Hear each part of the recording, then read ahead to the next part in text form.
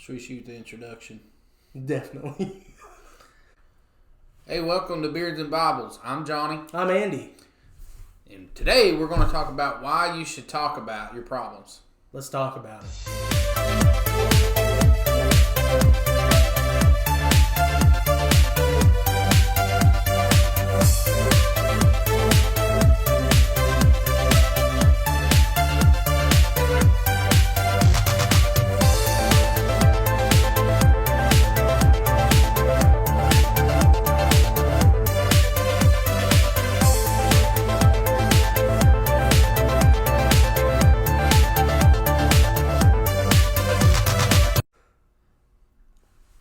Hey, we just want you to know that we are sorry.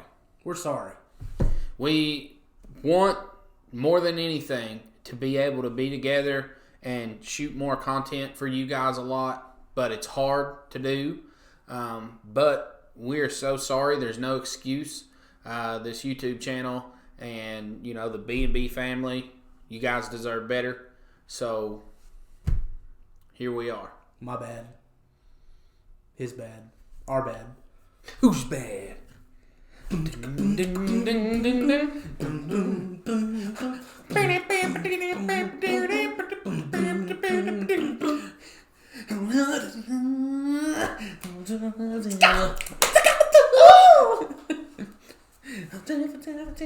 This is exactly why it's better that we shoot videos together.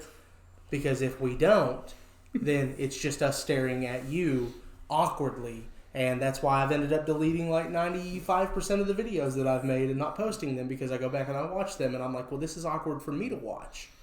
So I can't imagine what it'd be like for you. At least when you watch these videos and we're being awkward and stupid, you can laugh at us like we do. Yeah, we laugh at ourselves. Actually, we're the most entertaining people we know. Come on up. So, why are we here today? While I'm opening up this monster Slim Jim. Slim Jim, snap it to it. Ooh, yeah. Ooh, yeah. So today we are here, Johnny, to talk about why men should talk about their problems. Yeah. So, yeah. You know why men should talk about their problems? Honestly, like it really was hard for us to even get this this topic going, because even as men, like, kind of, it's like when you find a woman that you really, really like, and this is, of course, if you're single. If you're married, then just ignore everything I'm about to say and don't do it. But maybe you remember what this was like. That's what I'm speaking off of. Is He's memory. lost that love and feeling. But you got two people, and they're really into each other, but nobody wants to say it. Like, nobody wants to talk about it, because then if they do, it's real. Well, that's kind of what we were having a problem with. Not like talking about our feelings about each other, because we're just bros. Shoot your shot, bro. Shoot your shot. But 3 from downtown, he's on fire. But it's hard to talk about serious stuff as men. Because when we get to that serious stuff, then we have to be serious, and that's just awkward. And no guy wants to look awkward or honestly like they want, or weak. Weak is the word that we're looking for. No guy wants to look weak in front of another guy. So that's why men don't normally talk about their problems. But we want to talk to you today about why you should. So the very first one that I've got, Johnny, is to eliminate stress. Yeah. Because when we have problems that build up in our lives, they not only build up stress on us because they're unresolved, but they build up stress on our family members, people we love, our spouses, our friends, and even our coworkers and people that we go to church with. Everybody around you will feel the weight of that stress. There's a couple people I can think of right now, I'm sure you can too, that they just walk around and they've got like this chip on their shoulder, and they're just mad at the world. And you know what? Sometimes I can't blame them, because I feel the same exact way. Mm-hmm. He feels the same exact way. And it's easy to fall into a hole of depression because you're stressed out, whether it be from work, your relationships, your friends doing this to you, anything that can get you stressed out. Money is a huge one. Politics. Politics. Politics. But anyways, it is easy to let yourself get down in a hole. And let me tell you something. One good way to get out of that is to actually just vent to somebody. Whenever I'm aggravated at something, I'll holler at Andy. And, you know, my wife, she's amazing. She's a good listener. Guys, because I can tell you this, they're not as bad as you think. I mean, you married them for a reason. But even if you don't like them very much. Even if you don't like them, you guys love each other. But anyways, don't keep all that inside, because you're going to turn into somebody who you're not. And everybody around you is going to notice and not want to be around you. Right. I mean, the first problem that not talking about your problems leads to is what I call internal combustion. Oh, yeah. Basically, where you get to the point where you've walled everything up so deep, and you've balled up that stress and those problems so tight inside of you that eventually one day you just blow up. Yeah. And I mean, I've been there. I think Johnny's been there. You basically have one of those moments where you kind of just, the whole world melts down. Sometimes that comes out in the form of depression. Sometimes that comes out in the form of just losing it, putting a hole in the wall. That's kind of been that is my bad habit. When I really, really lose my stuff, I've put a hole in a wall. It's not anything that I'm proud of, but I will say that I have gotten pretty good at patching walls. I know. I can tell you that right now at Walmart there is an entire patching kit with the spackle, the mesh covering that's got an adhesive siding on it, and the little putty knife, and it's $7.92 at Walmart. So if you got any holes you need patching, it's easy. Shoot us a message down in the comments. I can walk you through it. I'm a pro. I don't want to be a pro at it, but I mean, it is what it is. It is what it is. So you want to prevent the internal combustion, because once that stuff really builds up, like I said, you're going to explode.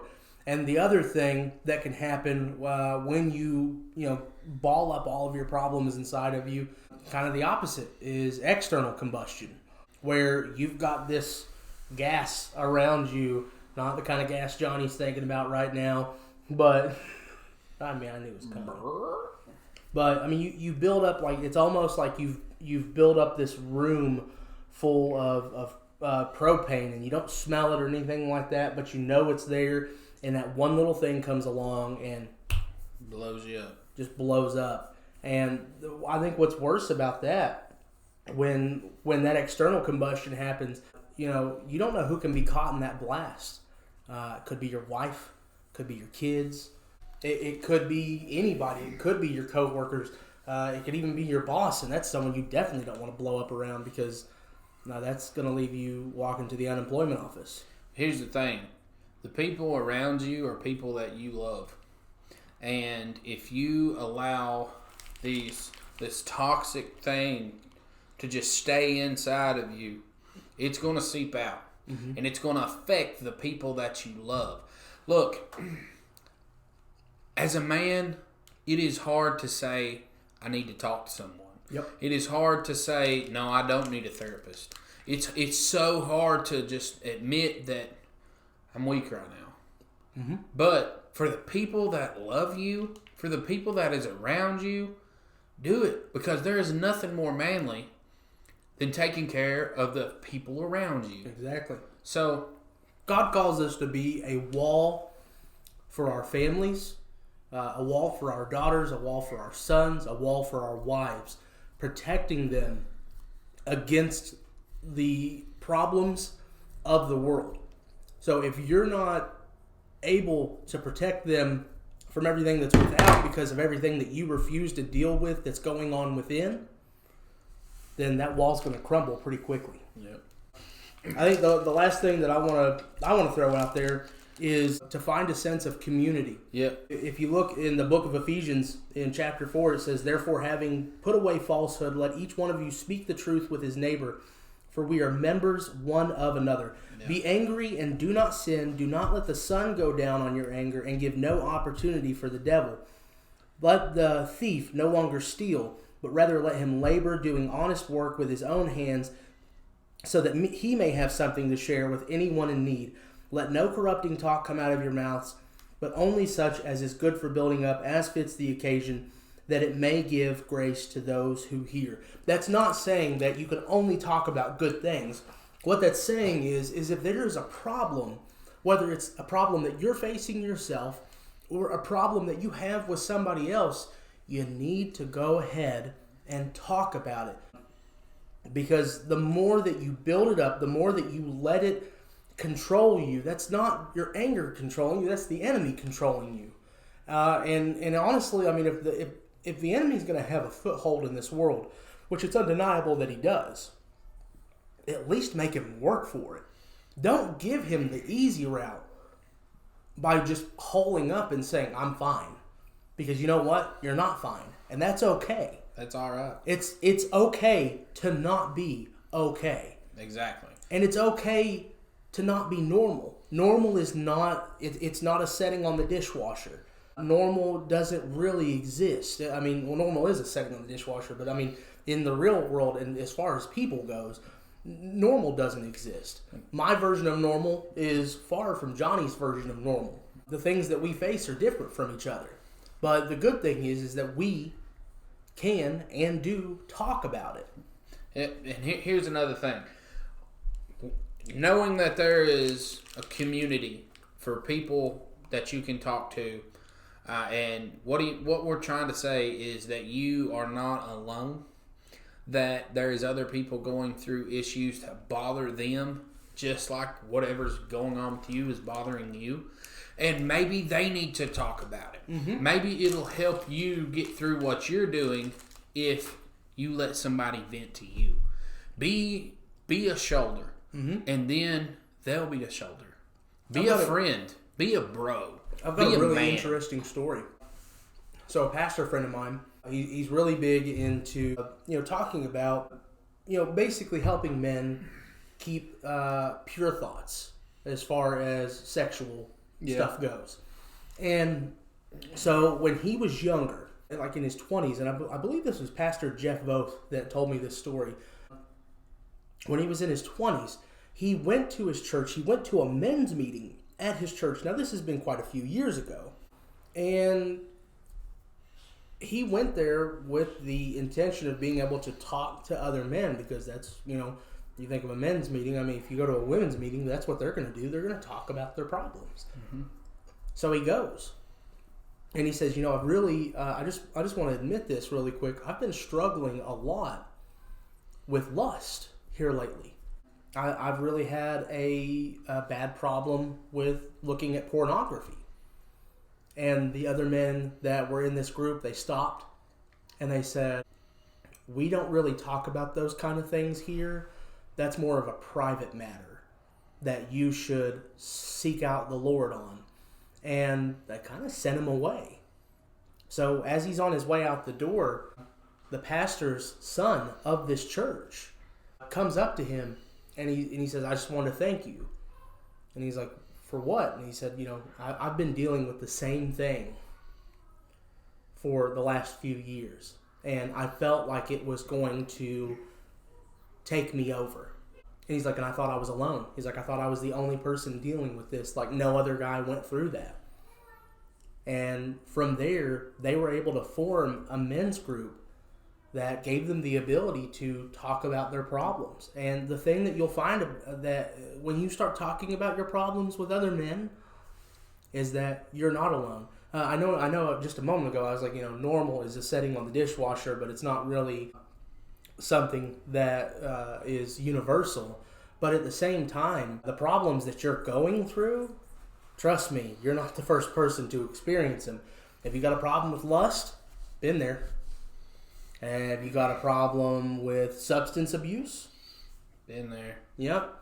Have you got a problem with saying things that you shouldn't say? Been there. You're not alone. But guys, we've been rambling, and we always do. But guess what? We don't care because we have been gone for so long. Mm-hmm.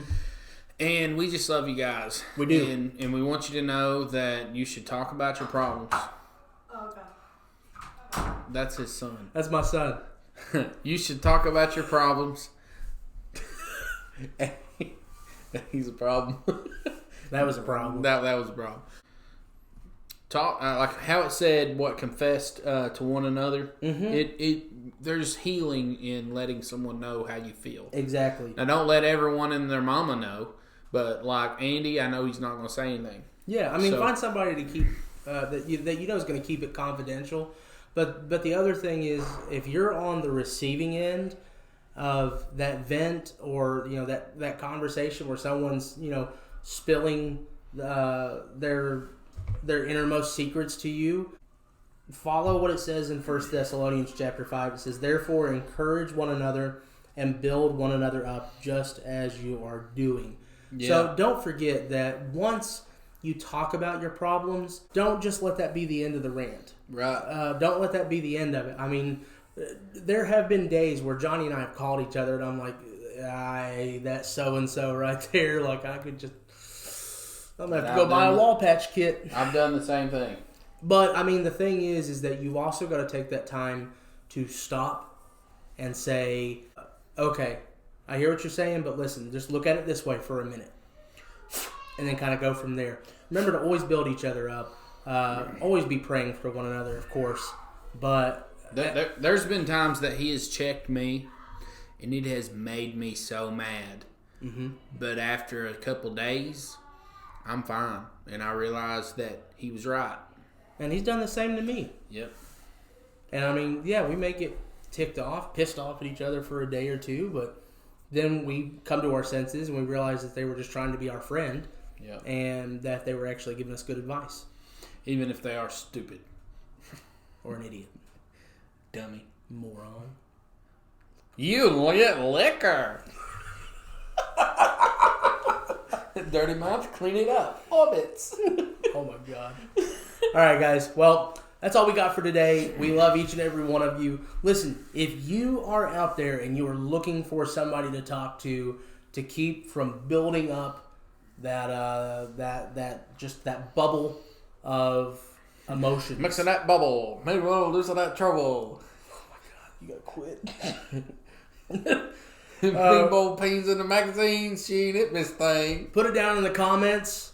Reach out to us. Sister, can't resist her. Red beans and rice did miss her. So Cosmo says you're fat. I ain't down with that. You got back. All right. So we're gonna get kicked out of our church now. Yeah. So love you guys. Stay beardy. Spirit fingers. Superstar. Taking my hands, I shove them down here, and then I smell like this.